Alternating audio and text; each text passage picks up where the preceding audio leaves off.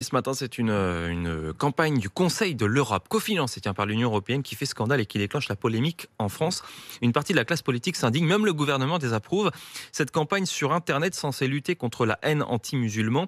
Le port du voile y est défendu avec ce slogan: la beauté est dans la diversité, comme la liberté est dans le hijab.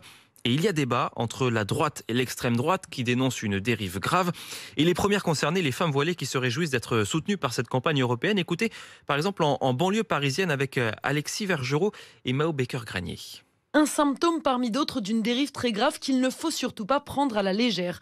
Voilà comment François-Xavier Bellamy, député européen, dénonce cette campagne sur les réseaux sociaux. C'est quasiment un discours d'organisation islamique que nous croyons lire ici avec ce hashtag incroyable, la joie dans le hijab. Les impôts des contribuables européens n'ont pas à financer ce type de discours. Une polémique de plus pour Bouchra, femme voilée de 38 ans. Au contraire, elle, cette campagne lui réchauffe le cœur. Elle se sent moins seule, nous dit-elle, et refuse cette récupération politique. Eux, ils sont là pour parler. Ils ont juste trouvé l'excuse de hijab pour qu'ils salissent l'islam et la religion. Et je m'habille comme je veux et je suis fière de le porter. Porter le voile, c'est être libre. La réponse est oui pour Soyrat, 18 ans. En tout cas, elle, son voile, c'est son choix. Ça dépend de la personne. Il y en a que pour eux, le voile, ça, c'est pas libre. Mais pour moi, c'est une liberté parce que je m'exprime comme ça.